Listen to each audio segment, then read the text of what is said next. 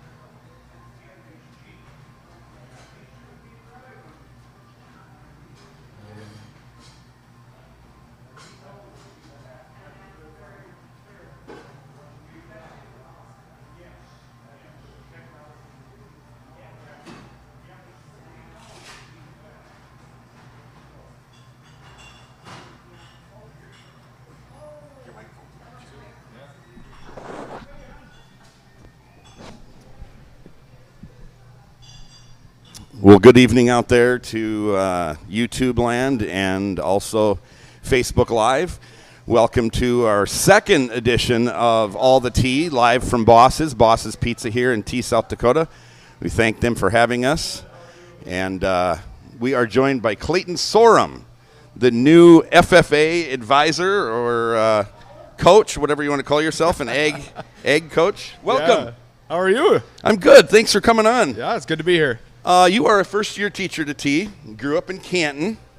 And so just tell us a little bit about yourself, family, college, where'd you graduate from, and all that stuff. Yeah, sure. So I grew up on a farm just south of Newton Hills State Park. My family's been there for about 100. I think it's our 152nd year here. So it's kind of fun this week, if you remember. So Mr. Hockey comes to my classroom every once in a while. We talked a little bit about the Homestead Act and some of that stuff. And so my family came over with the Homestead Act, where you got the free 160 acres. Well, that's amazing to start farming, and so we're also learning about that in our history classes. So I'll have to bring that up to her. That's really neat. Go ahead. Yeah. So we've been around a really long time. grew up in Canton, really just involved in ag. We still farm today. Just corn and soybean crop rotation that we do now. And so then once I graduated high school, kind of ventured off to South Dakota State University, and originally had started ag business and got some experience in the classroom a little bit, and was like, you know what, I think this is where I want to be. And so switched over to ag education and then graduated last December. Awesome.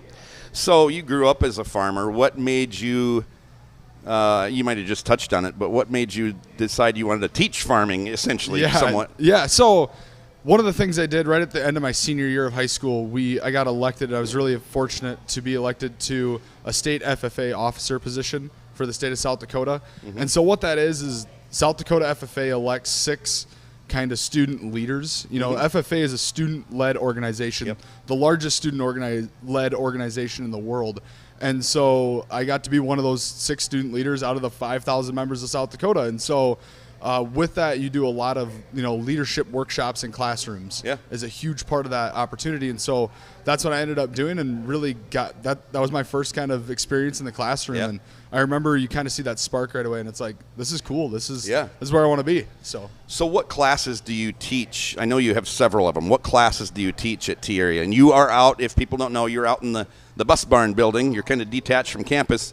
You'll be closer in 2 years when we extend. Yeah, but what classes exactly. do you teach? Yeah, so we start off the day with animal science, and so that's mostly junior seniors just for our first year. And so that's a really fun class. Right now we're kind of wrapping up beef cattle. We're talking about meat processing, how to properly cook meat, how to identify, different cuts of cattle, and then how to properly prepare it as well. Then after that, we move into horticulture. And so if you come out to where the classroom's at now, the old bus barn looks a little bit different. Yeah, we got a 30 by 40 greenhouse sitting out there. Yep. And so horticulture is going to be doing a lot with that greenhouse, kind of growing crops and getting food started in there. And then after that, we go into plant science, which is all seniors. And so we've kind of elected that as more like a crop science course where they're learning more of the production side like we have a lot of here in South Dakota. And so one unique thing about that class is we've been also doing tractor restoration within it, because a huge part of the mechanical aspect goes into crop production as well. Yeah. And then I end the day with 3 sections of Intro to Ag, which are primarily freshmen and sophomores. Yeah. Do you have a favorite class? I mean, they're all fun. It's, animal science, we get to eat a lot of food, which is always kind of a good treat. Horticulture with that greenhouse now is so cool to see that kind of come together. And then Intro to Ag, to really watch a lot of those, freshmen and a lot of kids be exposed to it for the first time. Yeah. I mean, they're all fun. I don't know if I could really pick a favorite. So In Canton, your FFA advisor was Russ Swanson. What do you have to say about Russ Swanson? I hope he's tuning in tonight. I have nothing good to say about Russ Swanson. No, I'm kidding. I've been really fortunate. Russ Swanson, you would classify as almost like a second dad, right? And just the crazy road trips and adventures we'd get to take with Mr. Swanson, and really he taught me what it meant to be an educator. When I decided I really wanted to go into teaching, you go back to school, and to me, being a teacher's just an occupation. Being an educator is where it truly counts. Right. And there is a difference in my mind between the two. And Russ really kind of taught me, what the difference is and how you can kind of separate that when you're in the classroom. Do you know how old the Canton FFA program is? So Canton FFA is the original chartered FFA chapter in the state of South Dakota. And so I think that was either 1929 or 1930. From my research, it's 93 years old. And our FFA program, we've been a high school for 20 years now, our own high school. It's our first year. Yeah, we're a month and a half old. old. How exciting. Yeah. It's really neat. I go out there, and to be honest, I didn't think I would enjoy it, but I really enjoy it. And a kid that's coming on next said that's his favorite class. Yeah, it's such a different atmosphere. And I knew, that was one of the things when I started looking for jobs graduating college in December. It was, where do you want to end up? And where do you, and really my mind was racing like I was going to go to Iowa, and I was going to teach in Iowa for a long time. And then one of my our college professors, Laura Hazelquist, she had texted me one day and she said, "Hey, T Area is starting an FFA chapter. I know you're kind of from that, originally from that area." Awesome. And that was just too cool of an opportunity to not apply and try to shoot for, Well, Russ Swanson, I believe maybe it's when you were there, won Teacher of the Year over there in Canton. Yeah. My nephews went through his program, absolutely adored him. Yeah, he was, I think a few years ago, he was the Region 3, which is like our Ag Ed region for the whole nation. He was the Region 3 Ag Teacher of the Year, which was super cool. I never told you this, but I reached out to him. And so he was really gracious with his time. And I just want to read you what he said about you. Mr. Storm is going to make an amazing ag teacher. His leadership abilities were apparent when I first got to know him as an 8th grader. He's always had a passion for agriculture and a natural ability to work with youth. His ability to manage his time was always impressive to me because between sports, music, school play, FFA, etc., it seemed he was always involved in every extracurricular activity while maintaining a great GPA. And he says, as with his other activities, he was a standout in FFA. In addition to being our chapter president, he also placed in many state leadership development events, became a state FFA officer, and went on to become South Dakota's national officer candidate for 2 years in a row. And then he told me later, he emailed me again, said I forgot to mention he was also on the state championship FFA marketing team and went on to finish top 10 at nationals. And then he sent me this proud teacher moment. Do you remember this? I do. So if you can't see what that is, there is a place. It is called Bob's Burgers in Indianapolis, Indiana, and you go down there. And There's a young Mr. Sorum. Yeah, they do. They have what's called the Big Ugly Challenge, and it is a 1-pound burger on what I believe to be a half-pound bun. And if you eat the whole thing and whatever toppings you put on it, you get your picture on the wall in Indianapolis at Bob's Burgers, and my picture proudly hangs there to this day. That's awesome. Yeah, he sent me that. He said he was pretty proud of that. So with FFA, you've already gone on 2 field trips, 2 soil judging competitions, right? Yeah, we have. Yep. Can you explain to us what that is? Yeah, so what ends up happening is, soil in itself is a whole science. And so what we did is we took to Parker hosts kind of this practice event every year, and we took about 30 students out to this practice event. And what they do is they take excavators and they dig about 5-6 feet down in the ground. And so students are able to go down and actually measure the soil. They see where the topsoil ends, where the subsoil ends. They get to feel it, kind of texture it. Okay, is it really sandy? Is it really kind of a clay soil? And then they determine, okay, can we grow corn here? All right, what is the land capability? And within that's also the home site use. Is it good enough to build a home? And so I always try to use the explanation to students as well too. Years ago they built and sold a bunch of homes in Florida that ended up caving in. That's right. Because they realized, they started looking at the soil later on and they went, crap, they never should have built homes here. And so that's what kind of the explanation I always give is you need to be aware of the soil, when you're looking at purchasing a home or building a home, Sure. being well aware of that. So yeah, we did pretty well. It was our first time around, so the kids are getting that first experience into it. And Parker, we placed 5th within our region. And then at actual regionals, I think we were 13th out of 17th. Okay. But if you look at all the chapters that list down, you have McCook Central, which has won nationals a number of times. Tri-Valley, the new ag teacher there is the grandson of the ag teacher at McCook Central. Oh, wow. So which is a really cool deal. But really a lot of well-established programs, and some of the programs we were able to beat they've been around a long time. Wow. And so for us to be only doing this a month and a half, yes. I was really impressed with the kids. Congratulations. So besides FFA, there's a lot of stuff going on out there in you guys' building. We have welding. We're building a house. People can probably see now that we've constructed a greenhouse. Kind of explain where's that food going to go to, and what are you going to grow? Yeah, so we got some stuff started right now.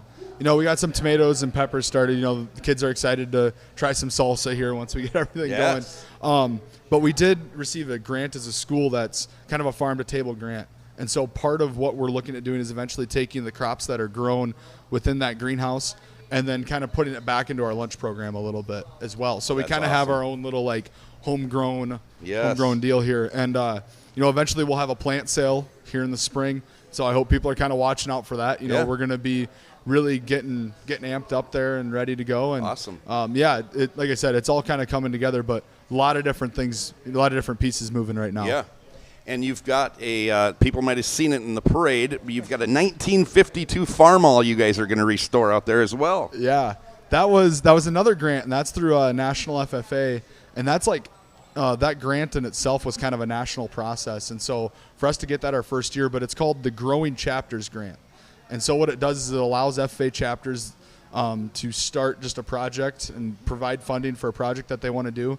And antique tractor restoration is something I've always wanted to do, and I got to do it in my student teaching experience, and it's just a blast, and the kids just love it. And so we were fortunate enough, there was an older couple from the west side of Sioux Falls, and the cool story behind that farm all is, so this older couple, they're about 80 in their 80s and 90s, her dad had purchased this H brand new in 1952. Oh, wow. And so they were happy to see it go to a high school program that, we're going to bring it back to pristine condition. Like 1952 when they bought it? Exactly. And so we're going to get a new paint job and everything else on that. And so that will actually, what we're going to do then is in the spring, once we get that all set and done, new tires and everything, we're going to end up selling that as well. And the proceeds are going to go back to kind of continuing this tractor restoration project every year. Awesome. Yeah, we'll have to get a cape to put on it and then have them come out to the shop and pull it off. And exactly. It'd probably be emotional for them. Yeah. Yep. Nope. When we told them that too when we purchased it, they were more than welcome to come out and take a look at it. Awesome. So. I've got some questions from some students to ask you. Okay.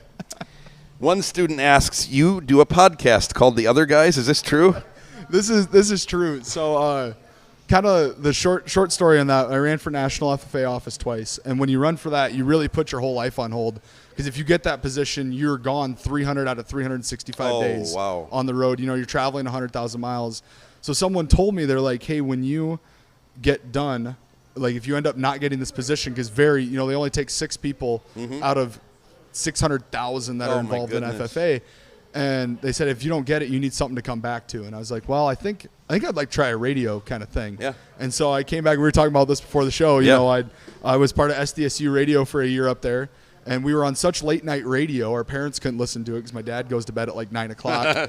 And so we just started recording it and putting it on a podcast. And it's just it's a fun way for us to kind of keep in touch with each other. Yeah. So. And your nickname is the common denominator? Is that the common denominator is what I was told. And that student wanted to know, when's your next episode? At some point we need to get one out again. Yeah. Life's been busy. I do it with 2 other buddies of mine. One is the Madison Central ag teacher right now. And so, both of us starting our first year teaching ag has kind of been hectic. And the other buddy of ours is selling John Deere equipment in Texas right now. So. Oh, cool. Another student, he said, ask him his 3 favorite basketball players. And I said, is Sorum into basketball? And he says, oh, yeah, he really is. Are you into basketball? I like basketball, yeah. Do you have 3 favorite players? I got 3 guys I like to watch. And so, any LeBron James game I'll tune into. Okay. I was a little kid growing up watching LeBron James. This is why I'm horribly tormented as a Cleveland Cavaliers fan now, is because I grew up watching LeBron James. They're getting better. They are getting better. They got Donovan Mitchell. So that was pretty cool.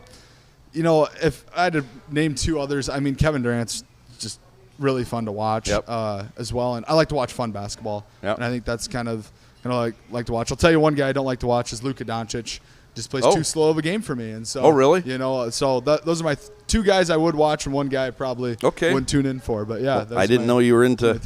That's it. Our 15 minutes is up already. Well, I've had a lot of fun getting to be in your class, and I think I've told you before, but you're just a natural teacher, so you're doing what you're supposed to be doing. Well, I appreciate that, and thank you for having me on. This has been awesome. Yeah. So, Thank you, Mr. Sorum. There we go. Thank you.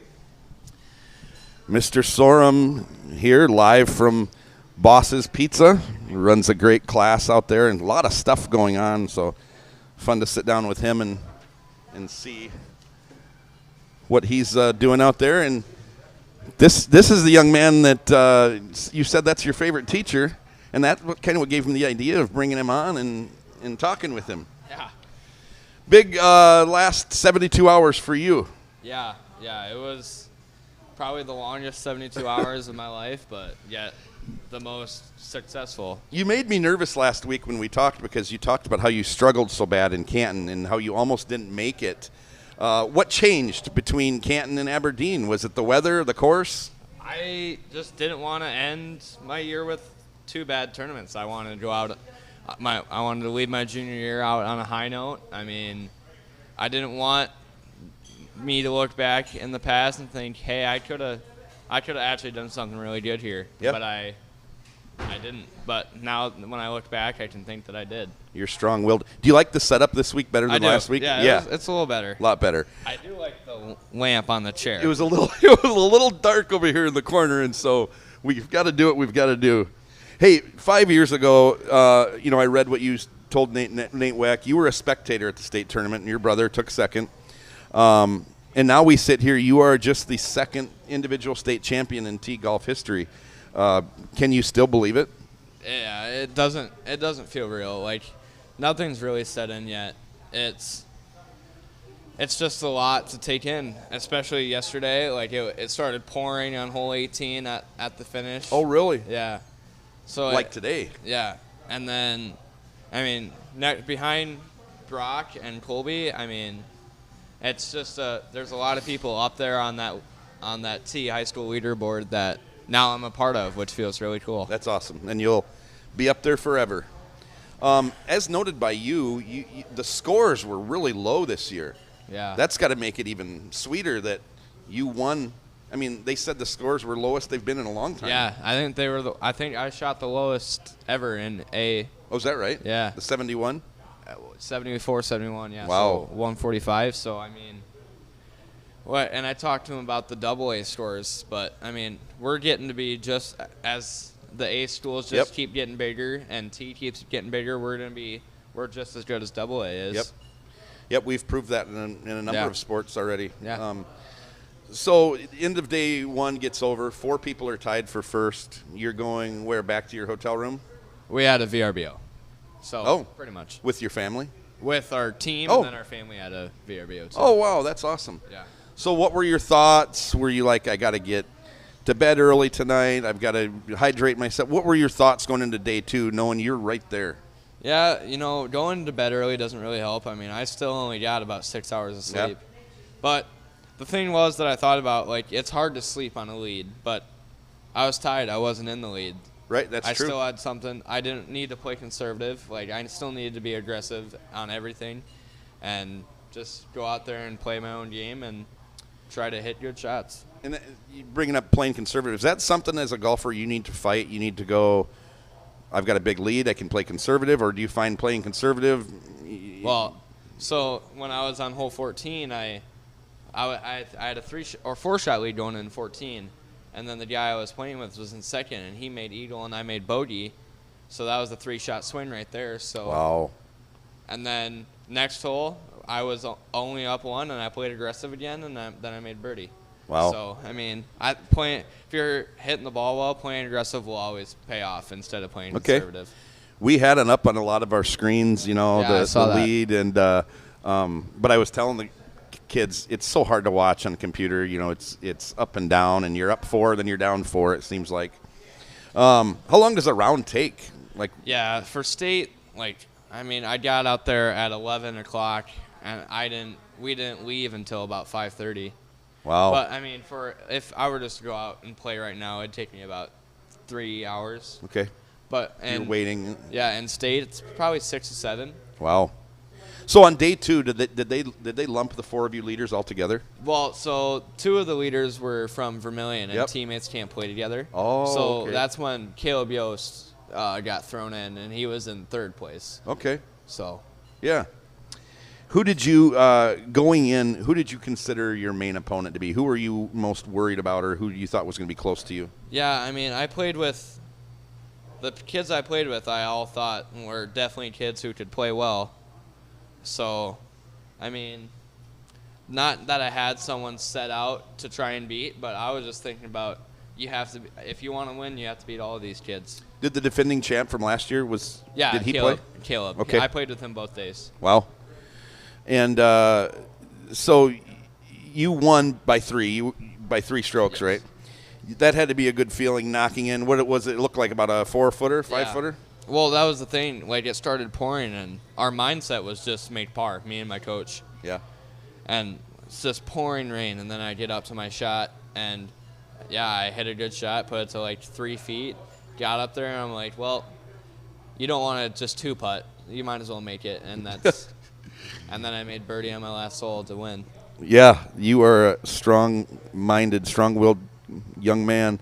So the last putt, everybody's watching. People are recording it. Yeah. Were you nervous, or were you more relieved that this is over? I won this. I'm going to enjoy this putt. Well, that was the thing. I knew I had it. I knew I wasn't going to 3-putt from there. But I really wanted to make it. It would have looked so much better if I'd ended on making that instead of just missing it, then tapping it in. No, Tiger fist pump. Not or really. Anything? Not really. You just went over and high-fived studs. Yeah, high-five studs. Went and shook hands. Gave my dad a hug, gave my mom a hug.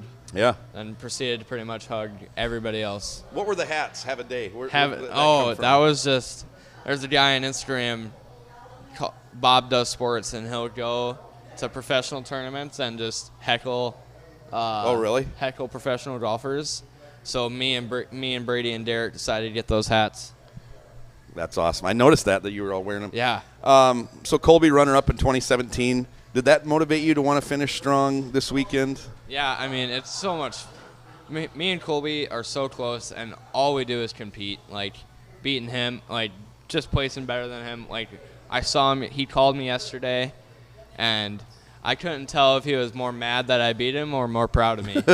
So, it's all about competition in our family. So it felt really good to get that first place. Oh, I'm sure he was happy knowing that he played a big part in yesterday. He told me he did cry. So really? Yeah. That's awesome. I could see him doing that.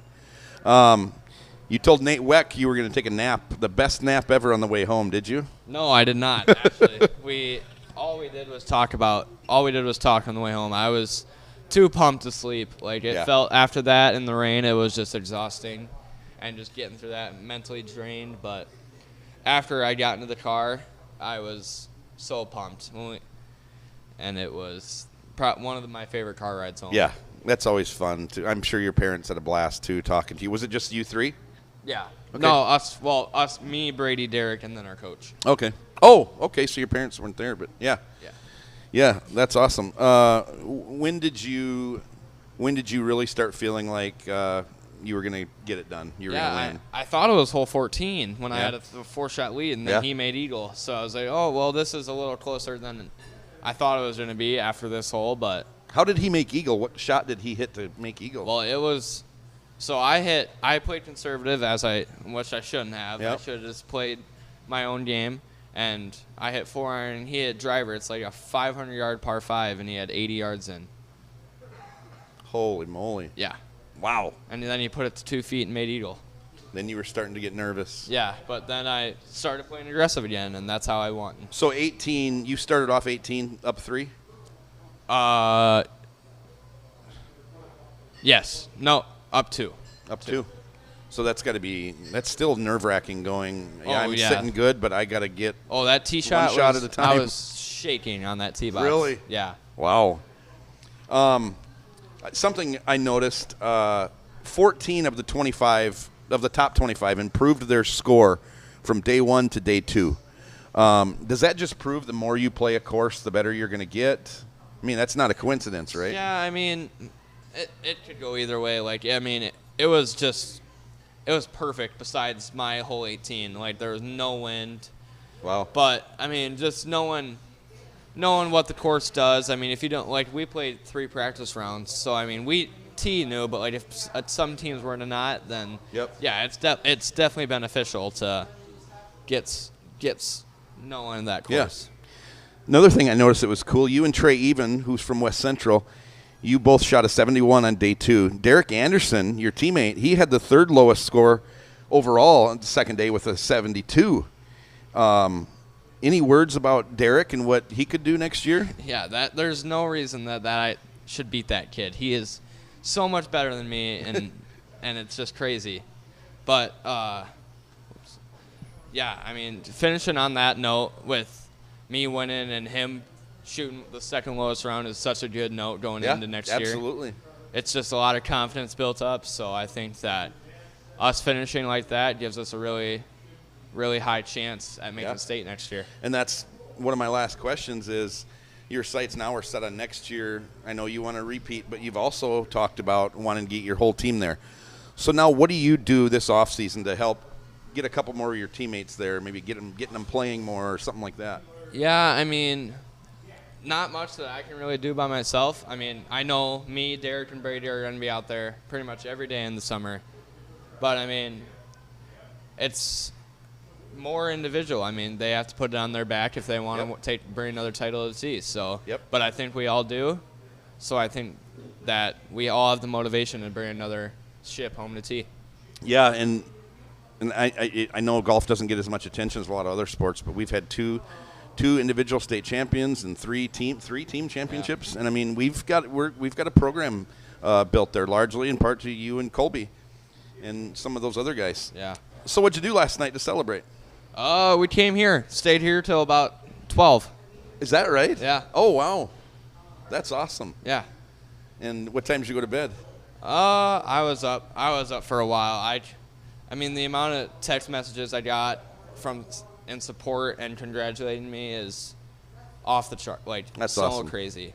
And I never expected for it to get that much recognition for golf, but yeah, because when I heard that you guys had it on in classrooms, I was like, that's awesome. Yeah, everybody was talking about it, and the owner of Bosses, of all the bosses, texted me and told me that you won, which I already knew, but he said, get him back on. We want to have him back on. And so I'm like, we'll do it.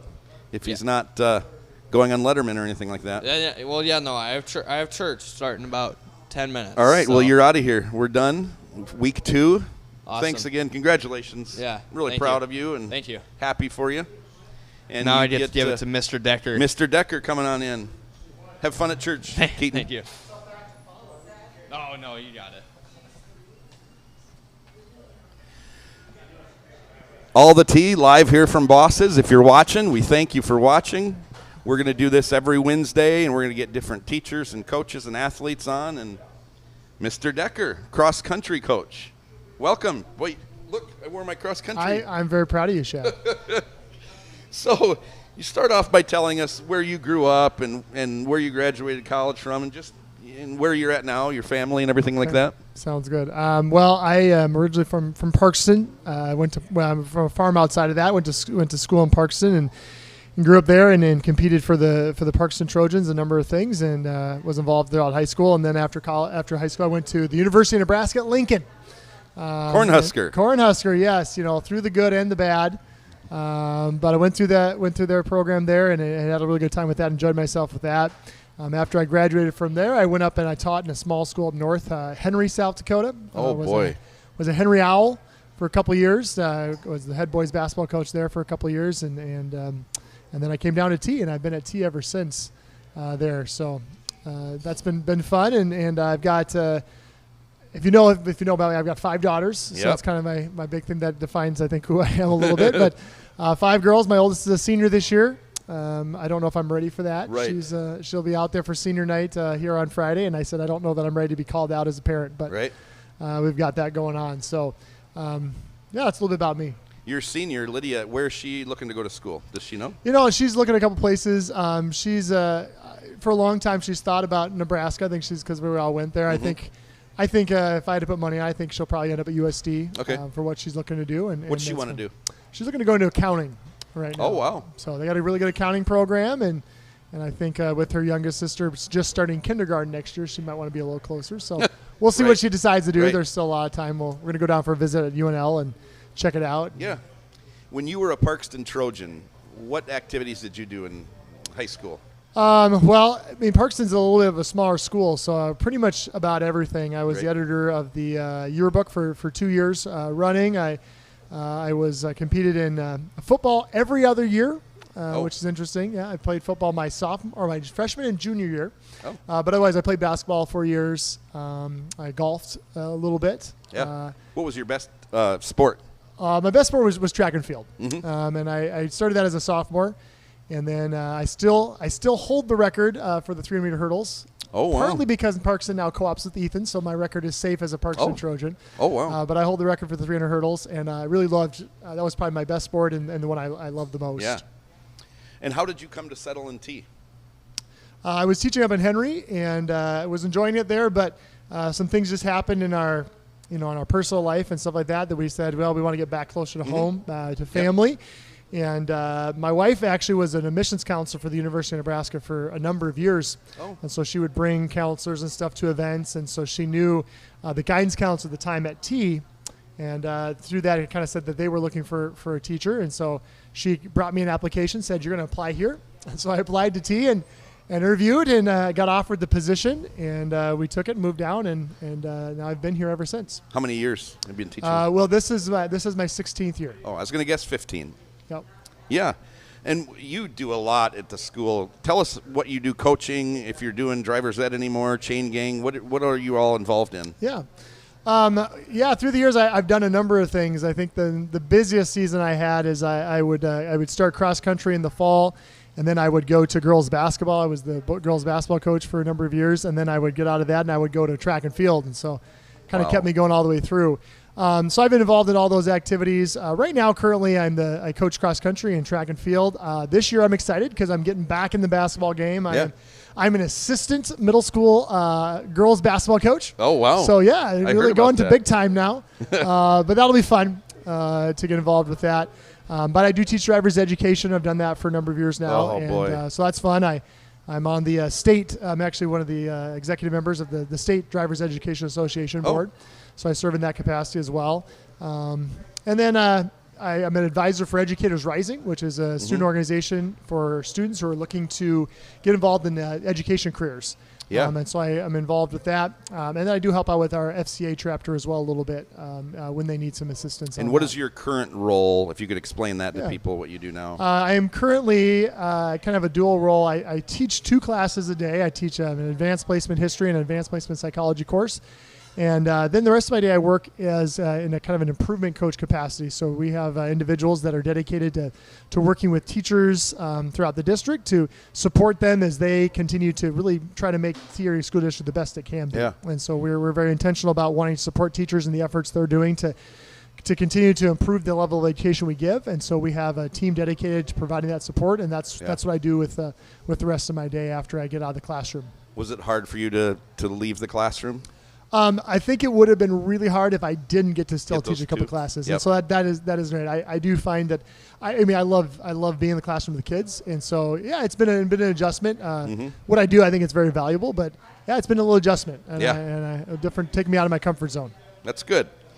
If I'm a 6th grader and I'm interested in cross country, what would you tell a kid? How should they start? What should they do? Yeah, well, right now, we're getting into the end of this cross-country season. There's a long time through, but the best thing is just to kind of be active, to start thinking about, hey, I'm just going to start being intentional about running a little bit and getting out there, and nothing crazy, but a lot of times when kids start, we get out there and we say, hey, we're going to warm up. We're going to run a half mile or mile for a warm-up, and sometimes that's like the first time they've done that. And so getting out there and maybe just starting by running a half mile, then just trying to extend that a little bit, Sure. Get to a mile, get to a couple miles. Because if you can run a couple miles without stopping, you're in a good place to start. We come around and we come down and talk to all the classes, so we recruit. And then in the summer, the 6th graders are welcome to join us on our summer runs. We run in the mornings as a group and try to get them plugged in. Yeah, on a personal note, I've ran 3 5Ks since Saturday on a treadmill. Hey, that is still awesome. Yeah. It was great. It's I'm kind of surprised myself. We'll have to recruit you for the team. Yeah. Well, my daughter ran, and I didn't know anything about cross country. This was like 6 years ago, and I didn't know anything about cross country. And so I'm like, okay, I'm going to go to her meet in Beersford, and it's going to be girls coming across the line. And I got out there, and it was girls coming across the line. I don't want to turn anybody away. Crying, throwing up, and I fell in love with it instantly. And I've talked to so many people that are like that. And you're a father of cross-country athletes that you coach. Yeah. My wife gets emotional when she watches my daughter run, just because you get a lot of respect for that. Yeah.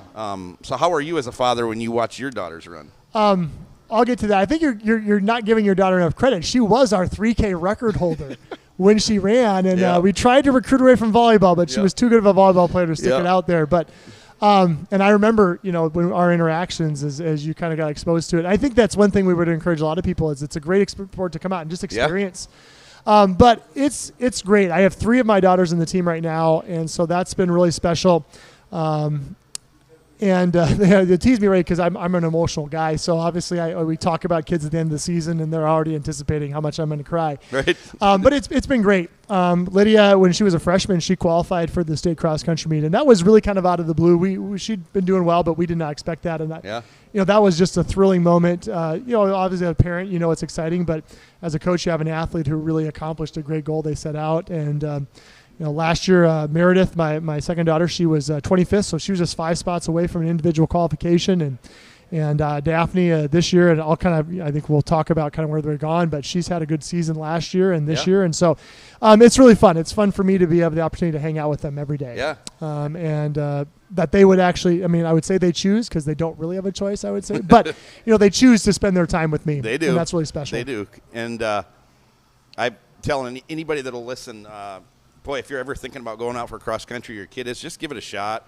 You're a great coach, and it's just a really, really neat sport.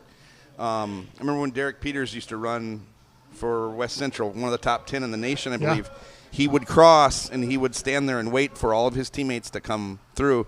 And it's a sport where they cheer for the last place person as much as they do the first place person. It's just that respect that everybody is, is giving these kids. So Yeah, what a neat sport. We talk about that too. We say, at the end of a race, like, you got something to be proud of. Think about, you just did something that most people can't say they did today, and so we were really pleased with that. Yep, and I've seen you, and you coach your best runner just like you coach your not best runner. You're the same coach for these kids. So great job. They're lucky to have you. How many miles do you run a week, or run for an event? Because you're all over the place. Well, yeah. So I we try to stay in shape a little bit. So I'm really good in the summers. We get a lot of good mileage, and once the season starts, it get a little trickier. So today we had a pre-meet run, so we run with our kids and particularly young kids, just get them out there and help pace. And so we did a couple, probably did about 2.5 at about an 8.5 mile pace today. But on a meet day, like tomorrow, we've got 6 races tomorrow. So that is anywhere usually for me when I'm done. It'll be anywhere between 6 to 8 miles. Really? Is what I'll put on total, and that's all over there. We're not running constantly, but a lot of times, you try to run out to the mile. You try to hit them here. So usually for a race, I'm running, 1.5 miles to 2 miles for every race we do. If you guys aren't out there, he's doing this for like the junior high race girls. He's running out and running back, and he's doing it for the boys. And it's like, I used to feel bad, like, man, Decker's like really covering some ground. My pace slows down as you get to the end of the race there. But do you have a favorite course or event? Well, in terms of for course, I think I really do like. I think Beersford's a fun course. I think that's maybe part of the atmosphere, that meet being a kickoff meet and being a really good competitive meet. We love that one. Get really excited to go a chance and run there. But otherwise, Lennox is kind of our home course. Yeah. Our kids really like it. They're really confident running there. And we tend in and usually run roll times. It's at the end of the season, so we've kind of everything we've been building towards starting to kind of really fit there together. And we try to tell the kids that, hey, our body's ready. Let's make sure our minds are ready, and we'll come out and run some great races. So I would say those two are probably our favorites. One is it kind of starts at the beginning of the year and all the excitement. Two is we feel it's kind of our home course. And in Beersford, too, you guys get to miss the whole day of school, and you used to eat at Burger King before you got so big. We did, yeah. We kind of couldn't fit all in Burger King anymore, so we've tried to build some new traditions. I liked the Nike Heartland, just all those runners, and it's like the Thundering Herd when they get started, and I just was like, I thought that was really neat. So how about some updates on some teams? First, the middle school, whatever you want to do, the middle schoolers, middle school boys or girls, just some standout finishers. Yeah, I mean, we'll kind of take the middle schoolers as in terms of the grade level there, and it's been great. So we were supposed to have a meet at McGovern today, and unfortunately we had some pesky little rain, thunder clouds that kind of end up canceling that meet, so they didn't get to run today. But really, we've been doing well. We've been competing pretty well in the Metro. And so we've got a number of our 7th and 8th graders who run there in the Metro races. And so Daphne Decker, my daughter, she's come in second in a couple of those races. And so we're excited to see what she'll do next week at the conference there. But Breslin Rand and Erica Bodervin have both been consistently top 10 finishes on the Metro.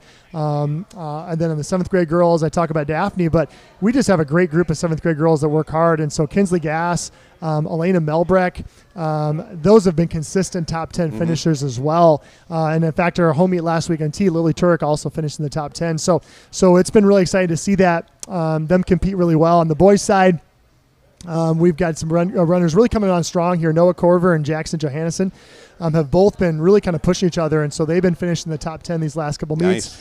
Riley Clark finished in the top 10 at our team meet as well. And then on and Cameron and then the 7th grade boys, Dawson Lowry's won a Metro race. He's been the top finishers in pretty much every race he's run. He really he was going after it this year. Caden Zolnowski, Cameron Halveen, and Ian Walt, there's guys that are coming finishing those top 10 spots. So we've been really excited about that. We got a big group of 6th graders, which is exciting. And so they've been running really, really well. And so just to give you, I was kind of looking here, but we actually had, of our middle schoolers that are running right now, we have about 11 performances by our middle schoolers that rank in the top 10 all time in our school history for their distances. Wow. So again, on the girls' side, Jana Van Laken is ranked number 2 all time in school history. Daphne's number 5 on that list there, and that's for 3K. On the boys' side, we've got Dawson Lowry's number 6 all time, Tate Van Laken number 8, Jonah Clemish number 10 on our 3K, and then some of our middle schoolers, they run JV as well. And so on the girls' side, Grace Bilas is ranked number 1. She set a new school record this year. She's running varsity, but she's a middle schooler there. Abby Hilson just posted the 3rd fastest time at Lennox in school history. Logan Castle ran the 6th fastest time at Brookings. And Maya Thorstensen also posted the 8th fastest time at Lennox. Wow. And then on the boys' side, Tate Van Laken posted the 3rd fastest 4K ever, and he's only the 3rd boy we've had to go under 15 minutes for 4K at the JV level. And then also Jonah Clemish is number 9. So those middle schoolers have really been competing well all year, and it's been fun to see. Do they push each other? They do. It's great. You watch. We watch a couple of that kind of go together. You can see in our races like Jackson and Noah are like neck and neck. They're finishing a second apart. It's coming down to finish kicks and training. Tate and Jonah are going after it. Tate's out there pushing himself, and Jonah's trying to do everything he can to get out there and battle. And that's been fun to see. And then that group of girls we talking about. They kind of train together. Run together. We were really excited for what the future holds for that group that's running really strong right now, and they're still relatively young and experienced. So again, a lot of great performances in the middle school levels there, and then on the high school, we're having a good season. Our girls team has been pretty strong these last couple of years, and so we're continuing to build that. JC Babs has been our number 1. She sets a great tone, works hard, and has been running great races here. And then Grace Bilas now coming along. And so her and JC are the only 2 Titan women we've ever had to run under 20 minutes.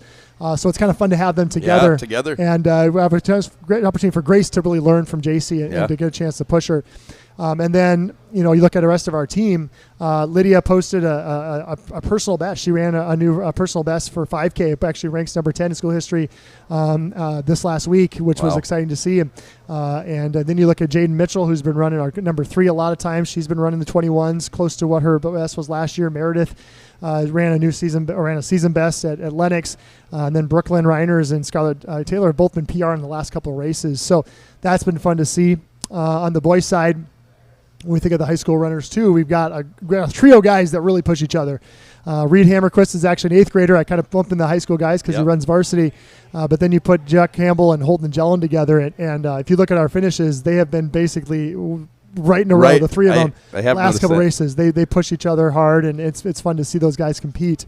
And then we've got a couple other juniors. Alex Kaiser PR'd at Brookings, and he continues to work hard, and Peyton Sieber PR'd at Lennox. After he had some illness and kind of slowed him down, but he came back and PR'd at Lennox. So some great stuff there. And then the JV level, Jacob DeYoung, his first year out, he's running really competitively, and that's been fun to see at the JV level, him getting after it. And again, so it's just a lot of great stuff all over the board.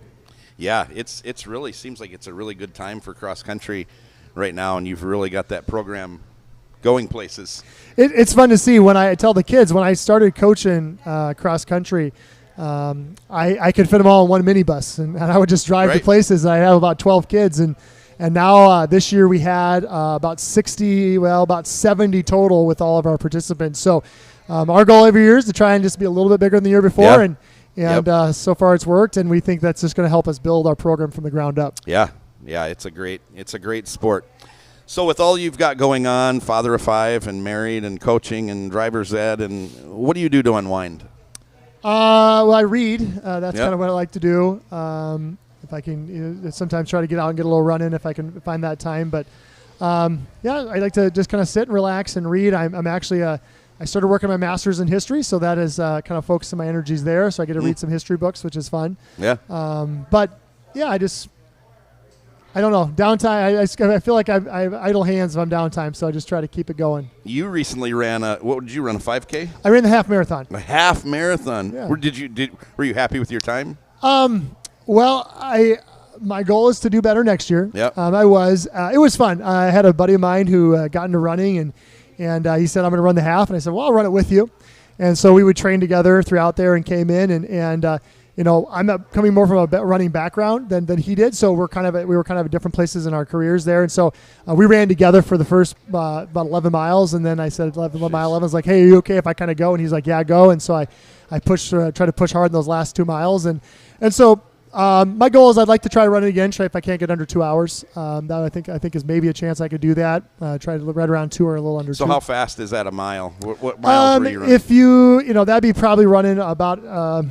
Well, if you run about 9-minute miles, that's going to put you at about right around there close. So I'm trying to look about 9 minutes per mile. because when I do my piddly little 5K now, I do about I can get it just under 10 minutes. And Yeah.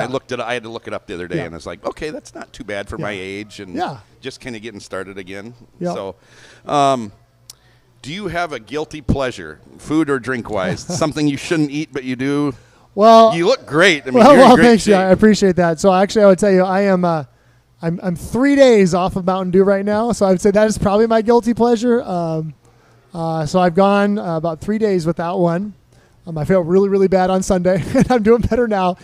That's probably the Yeah. thing that maybe more. And it's I thought that's what you were going to say because I saw you drinking one day, and I'm like, you're kidding me. Like, Yeah. he's drinking. The thing I like about a treadmill is you have to sit there and watch every calorie go. Yeah. So you're not drinking a Mountain Dew after you get off a treadmill Yeah. and work your butt off. Yeah. Do you use any social media apps at all? I do not. Nothing. Nope. I do not do social media. Wow, you're probably in like the 5% or Yeah. something. I'm an old man in a No, you're in not. a middle-aged man's body. I think maybe. I asked your runners to ask you some questions. So here they are. Okay. Why do they have to run Killer Hillers, Coach Decker? Killer Dillers. Or Killer Diller. I thought yeah. they said Killer Hillers. Okay, well, Killer Dealers. The reason we run Killer Dealers, it's an interval workout. So what it allows us to do is it allows us to basically push ourselves and recovery. And what we can do then over the course of repeated iterations, that we can actually run at a higher intensity longer. Okay. If we just went out and I said, hey, you're going to run hard for this amount, eventually that fatigue would set in. But by doing short bursts of hard running with lighter routes, we can actually get our bodies in that training zone longer to keep our heart rate up and push our anaerobic capacity a little Okay. bit. Your favorite dessert? And Jack Campbell did say he loves Killer Dillers. Okay, so, good, yeah. good. So it's fun. I always try to sometimes ask, "What's your favorite workout?" Yeah. Keegan Klein Welterink, who was one of our Yep. all-time greats, he loved our Titan 200 workout. Okay. And I always try to tell him that. I say, "Hey, Keegan loved this workout when they're dragging themselves across the line." Favorite dessert would probably be strawberry shortcake. I like a really Okay. good strawberry shortcake. I thought that was an odd question that Grace asked. Do you say that you can't because your kids have to do push-ups if they say can't? Well, we have a family rule that we don't say the C word. We don't say the word. We don't say the word can't. But that is in connection with something we can do. So as a cross-country team, we want our kids to get out of the mindset, because a lot of times we say we can't. What we mean really means I won't. Yeah. And so the idea is that we say, well, we don't say the word can't because we say, hey, it's going to be really challenging, coach, or I'm going to have to really work hard to do this. We want to try to foster that positive mindset in our athletes, that we don't want to get to that point of we just kind of shut ourselves down from what we want to do, because I think we find out a lot of our kids realize as they learn that I can do way more than I thought. And if I let the word can't in my vocabulary at the beginning, I may not actually try the things, and I find out that I actually could do those things that I didn't think I could That's great. do. So, Favorite candy? This goes through swings. Kit Kats. I really like Kit Kats. Good call. Particularly if you've ever had a strawberry Kit Kat. Oh, Those are I'll have to try it. delectable. Last question from one of your athletes, and I'm going to answer it for you. They said, ask him if Lydia deserved to be the homecoming queen. And she did, right, Les Schroeder? She's a great one. You got a great senior there. Well, thank you. I appreciate it. We were pretty excited about it. That is we've only had one other cross-country runner win homecoming royalty in our school's history, and so we were pretty excited about that. Who was that? I would say, can you guess who it is? No. Little Titan trivia. Kaylee Schmidt. Kaylee Schmidt was You homecoming know queen. what? That was on my head Yep. because she used to run by my house, so I Yep. know who she is. And that's who I was going to say, and I couldn't think of the name. Yeah. But, Yep. wow. All right.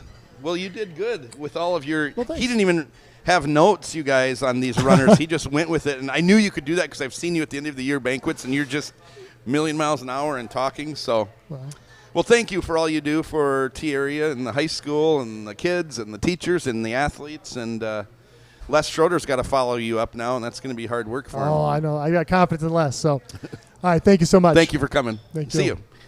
There goes Mr. Decker talking about cross country tonight. And Les Schroeder, who's a big cross country fan. I am a big cross country fan. I went to my first meet watching Lily Turek Yeah. and the middle schoolers that when they went to Sioux Falls, and that was a lot of fun. I had a blast with it. Yeah, it is a fun sport to go to. I am not surprised he didn't say the Del Rapids course wasn't his favorite. And the Del Rapids course, you have to finish going uphill. Yep. That's a tough one.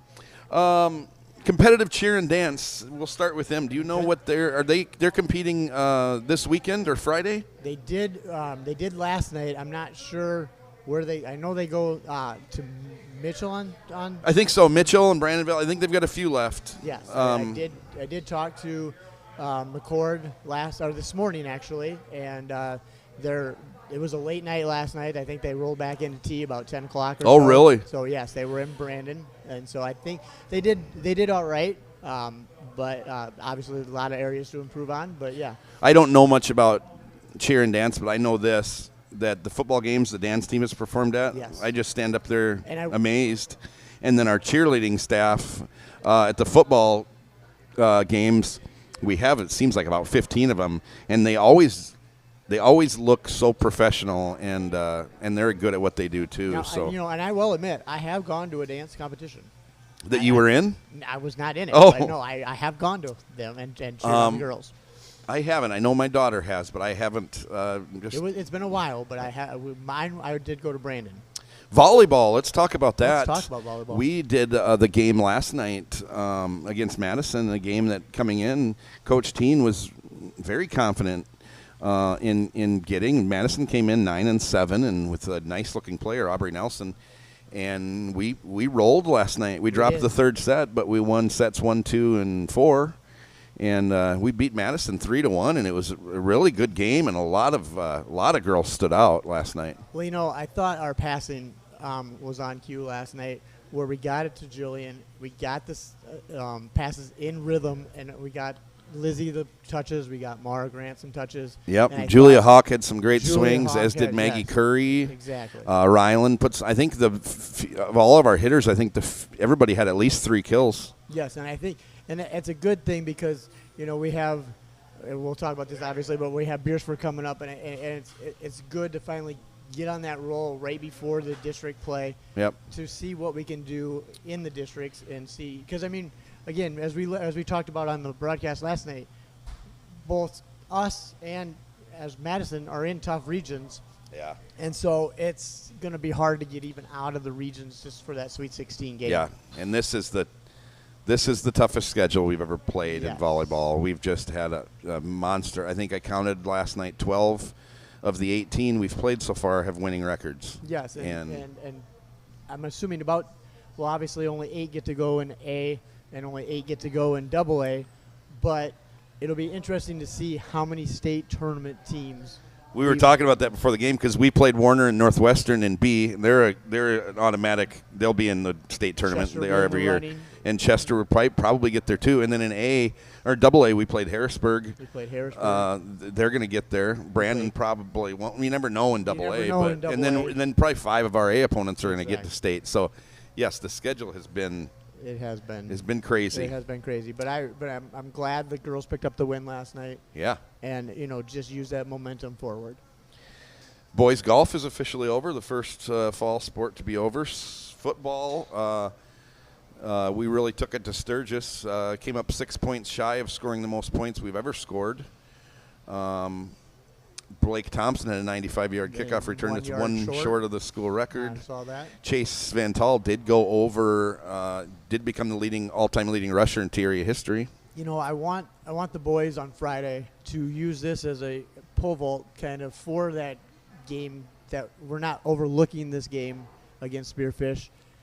I'm overlooking it a little bit. Well, no, I want them to play well before we go over to that, the middle of the state, that Pier team. Pier, I went home and watched that game against Brandon Valley. They did something interesting. They scored to go up 8, okay? Yep. Or they scored to go up 7. The field goal would have put them up 8. The extra point, they went for 2, so they could just. That's how confident they were. I saw that, yes. And so it was all in the second half, right? They might have been overlooking Brandon a little bit, looking to us. But what I want to get out of our Spearfish game is keep everybody healthy for Pier. Exactly. And then, that Pier game isn't win or lose. It isn't the end of the world, and it's almost. I hate to say it, but it's almost meaningless. Where we're at now, we're kind of almost locked into where we're going to be at the end of the year. Exactly. Boys soccer won last night, 2-0. 2-0. Took them to the second half to finally get the 2 goals. That's only, I believe, since we've had soccer in T, that's only the second quarterfinal game we've ever played. We're usually good enough to get that bye and then get through, but we've had some injuries this year, and the numbers are a little down. So good win last night. Now they're going to have to get by Sioux Falls Christian, who has 10, 11 wins, no losses, and a couple ties. Yes, I think so. And it's over there at 11 o'clock on Saturday. It is, and they played 5 weeks ago. Sioux Falls Christian beat us 2-0. Okay. So we're right there. Yep, we are right there. Girls soccer, they had the bye last night. I believe they're 10-2-2, and they will play Sioux Falls Christian in Saturday in T. And if they win that, they go to state. They played Sioux Falls Christian 5 weeks ago and won that one 3-0. And I was at that game, and we didn't get going until late in that game. Yeah. And I mean, it was I want to say second half goals that propelled us to that victory, where we controlled the game, but it didn't happen until late. So, but I mean, Christian's a good team. They beat Dakota Valley last night, and so I'm looking forward to the game. It should be a fun game. Yeah. And it's, I love that we're hosting this year. It's so we can have, if we get past that next game on Saturday, then no matter what, we have a game the following Saturday. We're hosting this the A championship. It'll be at home, you betcha. Marching band, middle school and high school, will be going to Chester on Friday. Yep. So that'll be fun for them. About an hour bus ride up there, I suppose. And then something else we're going to have to start updating here, too. They had one-act tryouts last couple days. Yeah, I always love the one-act play. And so, Every year. Mrs. Paleshi, and then Paleshi does a great job with that. She'll be trying to get back to state. Yep. Again, we've gone 2 of the last 3 years. The one-actors have gone to state. Last year. So, hey, we want to once again thank Bosses for having us out here. I was walking around and checking it out. 25 TVs out here. And they did put in they have a party room back there that you can rent. They put in a big screen, like a projector screen TV. Ooh. I know me and you were here last year for the boys basketball end of the year celebration. Yep. And I was so excited when these guys came to tea because this has always been my favorite pizza. The Rancheroni and the Mexican Delight are my go-tos. And give them a small plug. We go out there and subscribe to their. Yes, and so as we get this going, and we're going to do this every week, and we might even be talking to you here at the table. Go out and if you would subscribe to the Bosses, both Facebook and YouTube. And I guess that helps with the algorithm. I don't know what that means. Yeah, I don't. It's just what I was told. Coach Decker I don't want to get back to that. I so admire that guy. I got to be a part of his basketball program. Yep. And truly have enjoyed watching his girls grow up, all these years. Yep. And it's been the Deckers in the T community are a great asset to the T community. Yep, they sure are. He's done so much, and he does the chain. He didn't say it, but he does the chain gang on in football. Yeah, and several years ago, I got to fill in for one of those guys. That was pretty neat, working the chain gang. That's a lot of fun. It is. Mr. Bendy, Mr. Williamson, Mr. Decker, and Mr. Fredrickson. Yep, those are the chain. So they get to be right down there, right next to the coaches, and they tell me some stories every once in a while that's pretty funny. You don't want me down there because I'd get run over and I'd get hurt. Well, I think that's going to do it for week 2. We're out of here about 3 minutes late, but that's okay. That is. Once again, if you tuned in, we really appreciate it. The whole goal, this was set up by the owner of Bosses and asked us to come do this, and the whole goal is just to update the community on what's going on and on the sports and the arts and everything like that. And like FFA, I hope you learned something about Mr. Sorum's FFA program and what's going on out there tonight. And if you have any ideas, just let us know. Sure. Email us or find us and You tell bet. us. I mean, we're open to suggestions. Yeah, we were just talking earlier before the show, like who are we going to have on next week. So we'd like to try to bring a student on and maybe a coach and then maybe a teacher or a band director or something like that. So we're going to sign off here for week number 2 with All the Tea live from Bosses. Les Schroeder. I'm Shad Hockey, and bye for now.